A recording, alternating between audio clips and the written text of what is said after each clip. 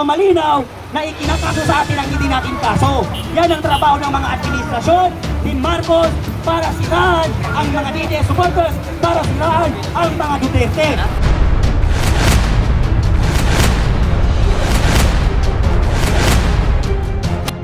Mga kababayan.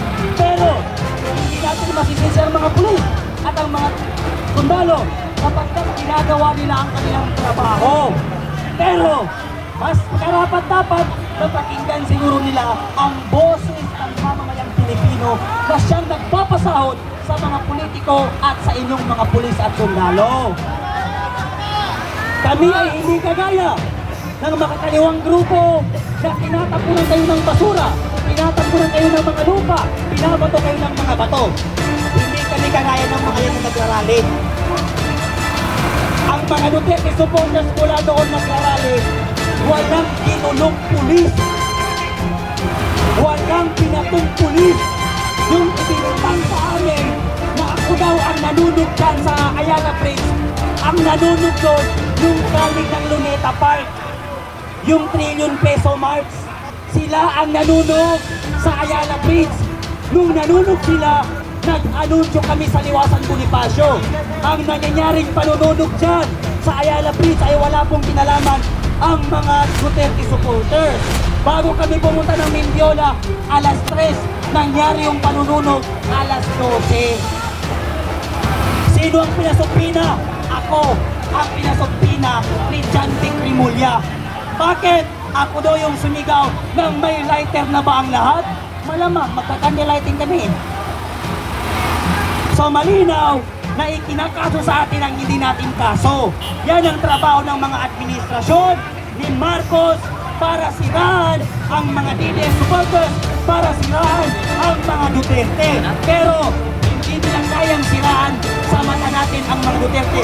Dahil kahit kakamping ka man, dilawan ka man, makakaliwa ka man, alam mo at ramdam mo ang pagbabago ng time ni Duterte. Kaya John Vic Rimulya, ang huling panawagan ko kay John Vic Rimulya, ay surot John Vic Rimulya, huwag mong ipahuli yung mga tao na nakahubad at naninigarilyo. Dahil mainit ang araw, pati yung construction worker na nakahubad, ipinahuli mo. Kaya John Vic Rimulya Bayot na support at hindi tuloy na maliitang ukin. Bago ka magyabang, huliin mo muna si Atong Ang. Bago mo kami yabangan, surot John Vic Rimulya Bayot na support na maliitang utin, hanapin mo muna yung mga pinapahanap sa'yo ng malalaking sindikato sa ating bansa. Hindi yung inuuna mo yung maliliit na tao dahil wala kang pinagkaiba sa mga tolpo kung kailan ang ginagawa mo. Bakit ko sinabi na walang pinagkaiba sa mga tolpo? Ano ba ang binibira ng mga tolpo? Puro mga mahihirap. Rapi tolpo, mahirap lang ang kaya. Ben tolpo, mahirap lang ang kaya. Erwin tolpo, mahirap lang din ang kaya. Meron ba kayong nakita ni isang politiko na kinira nila? Wala. Mga tolpo, gayahin nyo kami. Wala kaming binibirang mahirap. Ang binibira namin, presidente, bababa na magnanakaw. Maraming salamat at magandang umaga sa ating kataas-taasang hukuman ng malungkot na Republika ng Pilipinas. John Vic Bayot, Bayot Sukot at Isot na Bayot. Ito. Sigaw natin, John Vic Bayot, John Vic Bayot Bayot, John Vic Bayot, John Vic Bayot, John Vic Bayot, John Vic Bayot Bayot, John Vic Bayot. Yan. Ang mga katropa ni John Vic sa Cavite, yung kalbo na sikap ninyo, grupo ng Chupaero, mga bayot. Alam naman natin lahat na wala na kayong pag-asa sa Kongreso ng Pilipinas dahil pinakaw ang ating pagdong trilyon na ang ginawa ng ating mga congressman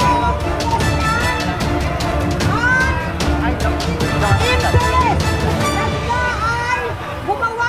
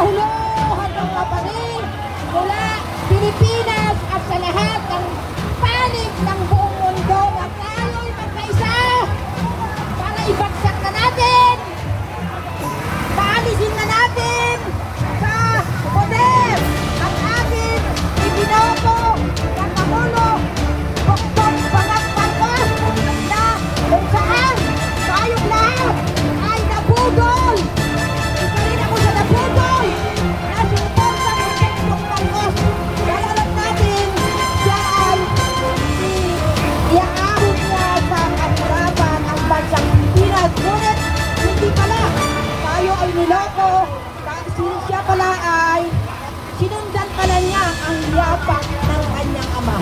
Dito kami